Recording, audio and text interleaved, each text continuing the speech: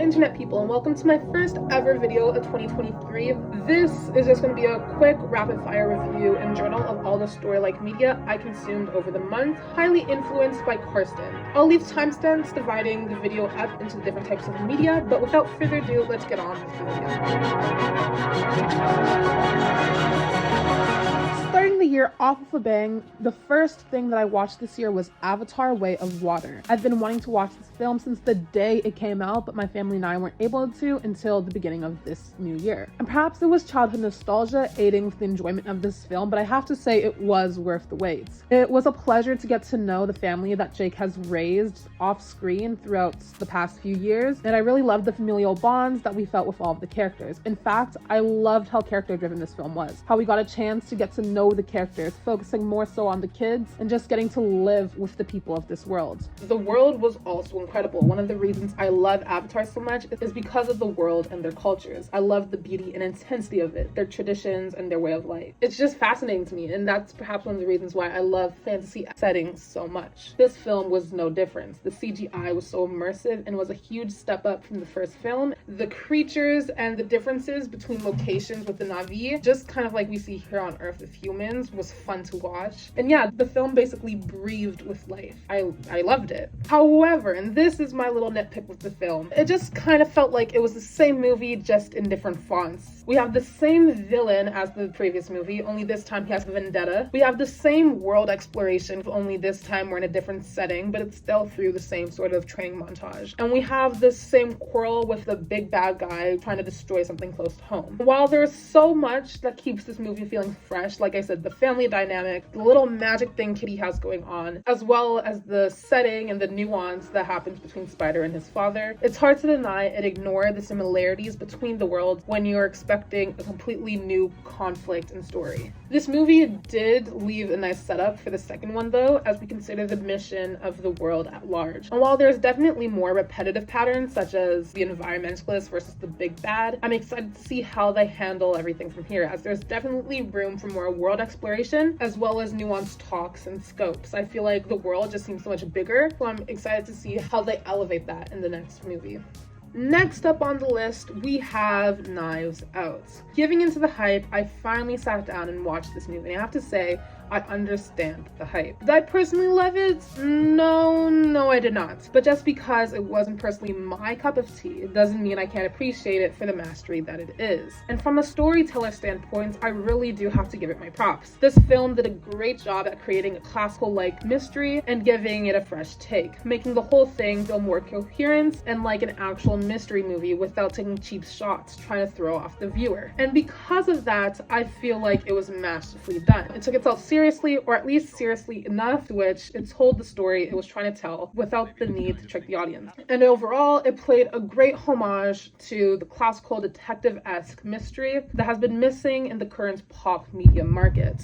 It felt vintage yet fresh, even going as far as to take on politics in a subtle yet tasteful way, giving the movie another layer of intrigue. And while I do feel like the pacing was a bit slow, seeing as we already know what's up pretty early on in the movie, it was still an enjoying watch as you follow along, trying to see how all plays out, seeing as I've yet to see a mystery quite like this. Shout out to the set designers though. The House of Mystery was so much fun to walk around, and it really aided with the feel of the movie. Like that knife throne, it was giving Game of Thrones, and I'm here for it. The next film we have on the list is Turning Red. I'd never thought I'd actually ever revisit this movie, seeing as the secondhand embarrassment I get from this movie is astounding. This time around though, I don't know what was different. It was actually bearable, and you know what? It was actually kind of charming. Perhaps it's because I was prepared for what was to come that I didn't feel as gobsmacked, but either way, it was definitely a better experience, bumping its star rating up from the last time I watched it.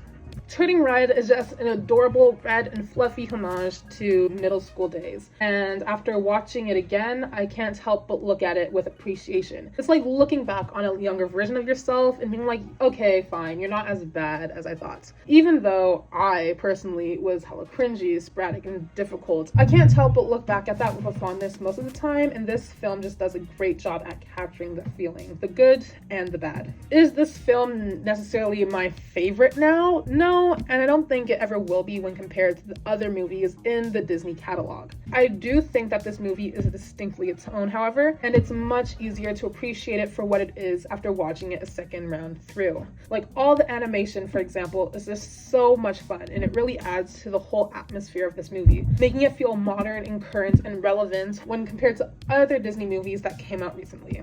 Overall, this movie is just a lovable, cringy, family-friendly movie about middle school growing pains. And I really do implore you to give this movie a second watch if you didn't like it the first time round. By watching it again with more open eyes, I was able to grow a newfound appreciation for this film.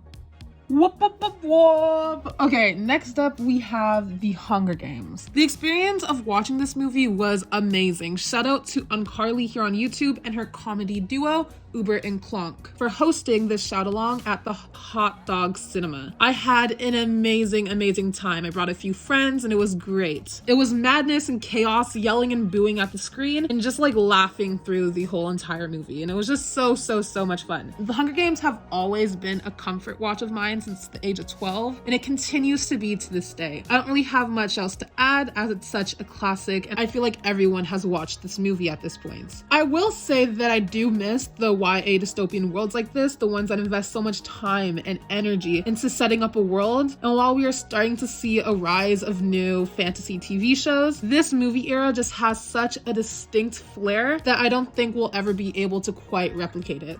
Also, I will admit that the way I watched this movie wasn't the most immersing, since there were drinks and talking and commentary involved throughout the whole movie, leaving me being like, I know I just watched The Hunger Games, but it doesn't feel like I just watched The Hunger Games. Like, honestly, this is the first time I didn't cry over Rue after watching this movie, and even though it wasn't the most intimate thing to watch, seeing as there was a lot of shouting and laughing and it was just a fun time, it was a fun time. I'm not going to complain about it. And finally, the last film that I watched this month was Everything Everywhere All at Once. Now, I just have to say this is an amazing movie. Even the second time round, I am still left astonished by all that it accomplished, both visually and story-wise. I put on this movie in an attempt to show my mom, but I guess it was too, like, in advance for her to understand. That was a joke, by the way. I'm sorry, that was a joke. But yeah, it was too trippy for her, which I totally understand, and she couldn't sit through the whole thing. To be fair though, she wrote it off the second it started playing, seeing as she hates movies that require subtitles, as she just doesn't find them as engaging. So that was a strike against it as well. Anyways, I still ended up sitting down and watching the whole movie, and it was just as heartwarming and astounding as it was the first time I watched it. And while it wasn't as trippy and mindfucking as when I watched it for the first time in the movie theaters, I was still amazed by this movie. This time round, I found myself paying more attention to the film as a more technical piece, looking in particular at the editing aspects, and it was just so amazing and cool and creative and intensive. It's astounding. I'm serious. Like, honestly, this movie as a whole is just so sound and beautiful, and there isn't an element in this movie that doesn't feel thought out. Also, I just want to give a shout out to all of the actors. Like, everyone in the main cast is just so amazing in their roles, and it's fantastic. This movie will forever be one of the goals I wish to reach as a filmmaker, and it's just another one of those films that show you what is possible through film and cinema. It's hilarious and heart-touching, and it doesn't take itself too seriously while also feeling like a movie that pretentious art kids would brag about loving. And yeah, it's just so freaking dope. This will definitely be a movie that I think is worth rewatching at least once a year. It's amazing.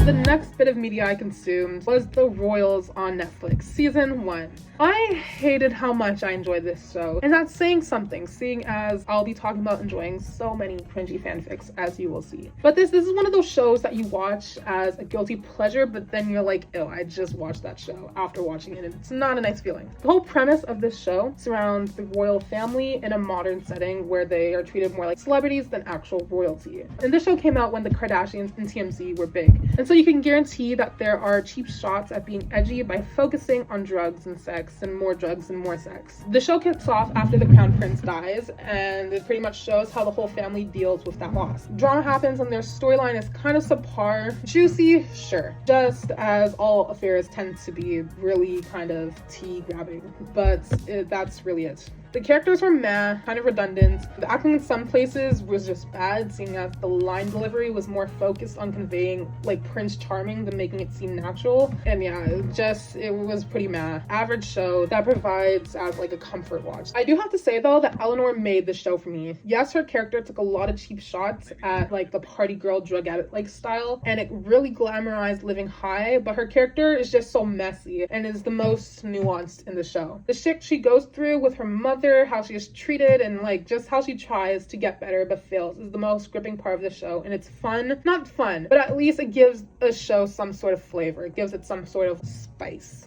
Next up, we have Demon Slayer Season 1. I don't even know what got into me when I decided to put this on, as I don't like anime. Okay, well, not liking anime is like a strong way to put it. Let's just say I just usually don't give anime the light of day. This show was actually pretty good though. What can I say? I liked it. I thought that it was just an interesting form of media, and it was fun to watch. In fact, I binged it pretty quickly, so the half-an-hour episodes made it seem like time was flying. Is it melodramatic? Yes. And does it seem like willpower is the end-all be-all? Also yes. Once you get through that though, this world is very distinct and the characters even more so. I personally loved Tanjiro. I thought his character was really genuine and caring. He's basically your hero persona with a boyish charm and a genuine kindness to him. And while he is calloused and determined and resilient, he is also boyish, caring, and respectful, making those all around him feel lighter and thus the viewer in turn. Throughout the first season, we follow him as he attempts to learn how to be the best demon slayer possible and begins his quest to turn his sister back into a human. We see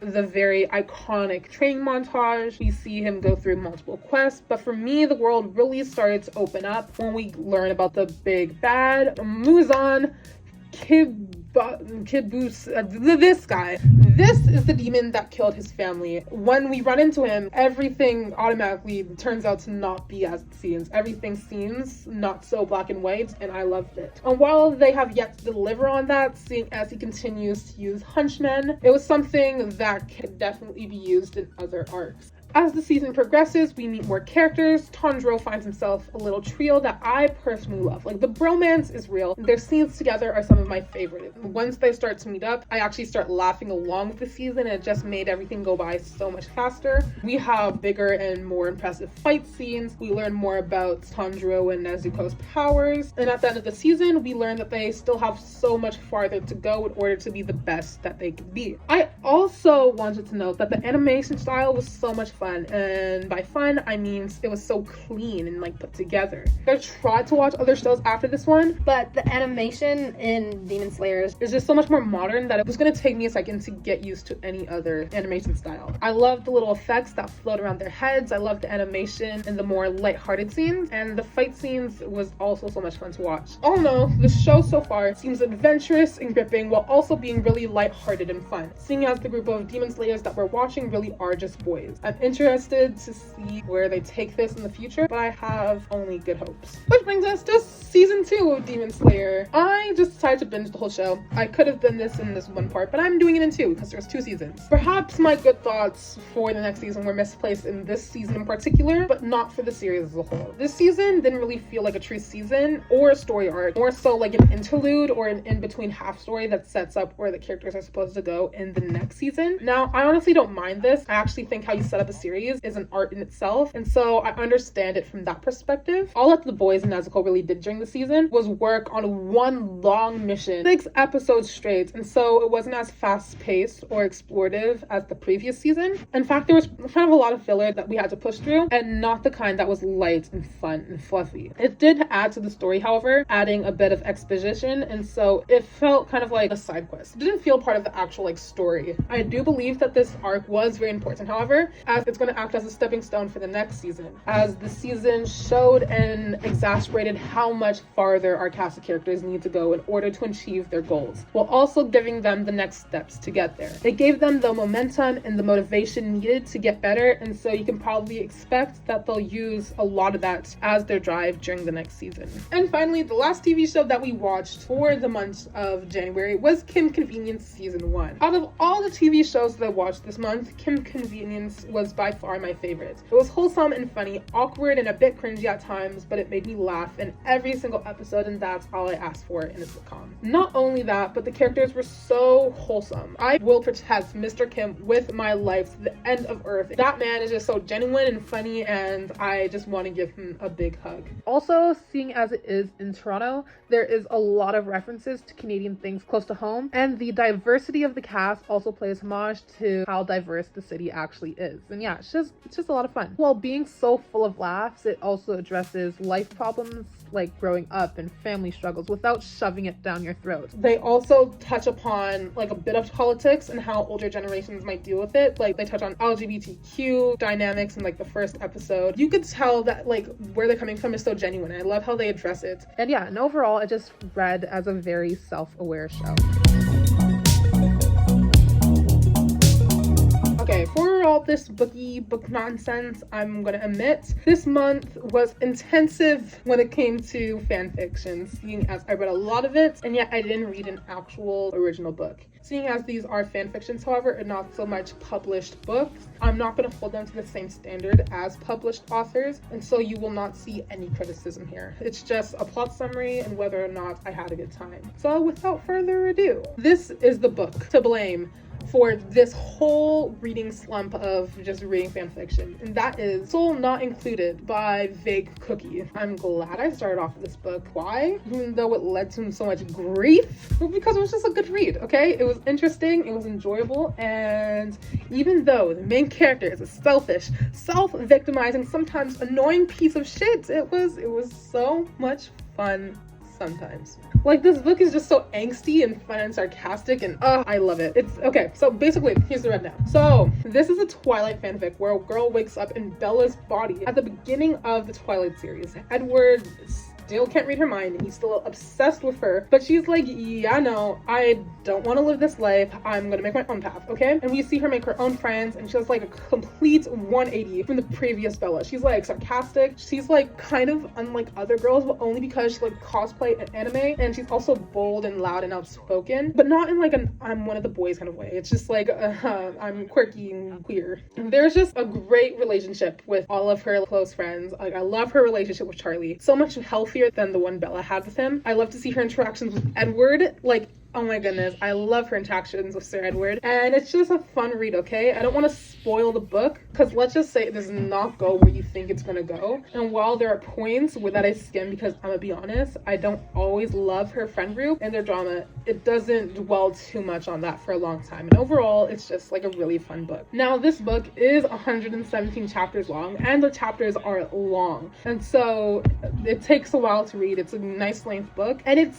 still being worked on, okay? And so you already know that like there's a lot of plot already covered. The original series is covered, and so right now we're at a place where you have no idea where this book is going to go. You're still intrigued, but you're like, what is happening anymore? Next up, we have A Friend of Death by Blood and Bones. This is also on Wattpad. Okay, so this was pretty much a comfort reread after finishing Soul Not Found, seeing as it left me in the slump. And man, is this such a good book in general, as to this day, it continues to be one of my favorite fanfics, at least in the Twilight genre. Now, our main protagonist of this book is strange Sophie Swan. She's the younger sister of Bella Swan, who is quiet, curious, and just odd. And when I mean odd, I mean like goes to a cemetery sort of odd. Since she was a kid, she could always see things that other people couldn't. And when she moves back to Forks a year after her sister, the things that she sees just gets out of hand. The things that she sees being ghosts. The really basic summary that would intrigue me if I wanted to read this book is that Bella's crazy sister falls in love with a ghost and tries to find out the mysteries of Cullen family and co. Now, the reason I love this fanfiction is because how original it is. It avoids all the tropes that are found within the Twilight fanfiction genre, and it creates a story that is gripping and charming and just a lot of fun to follow. I'm not sure if you can tell, especially seeing how I've been raving about the past two books,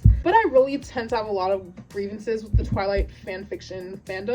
Everything just tends to be so bland and stale, especially seeing as the world is Twilight. So I don't want to see my characters falling in love with these bland basic characters, okay? But this book was the exception. I love how Sophie didn't date into the supernatural family, and I love to see how she interacts with the people close to her. What I love most about this fanfiction, however, is how we get to watch Sophie struggle with her strange gifts and the insanity that they drive her to. How she finds life in her dark, grim world, and how she has to play detective about supernatural. It's fun to see how she deals with humanity and what that means to her, especially since she spends so much time surrounded by death. And overall, it's an underwrapped fan fiction. Next up, we have Pathetic, and it's a Seth Clearwater fanfiction. Yeah, I just thought this was cute, okay? It's basically Seth imprinting on a 15-year-old vampire who is like the Jasper of Victoria's army. He kind of ran it with Riley, we see in the books as the main person, but like, no, this guy was also there. Unlike Riley, who stays there the whole time, he runs away to help the Cullens, seeing as he knows how messed up Victoria is. And it's overall just a really wholesome and cute read. They adopt this 15-year-old boy, and by they, I mean the Cullens, and he falls in love with Seth, and it's just cute and fluffy.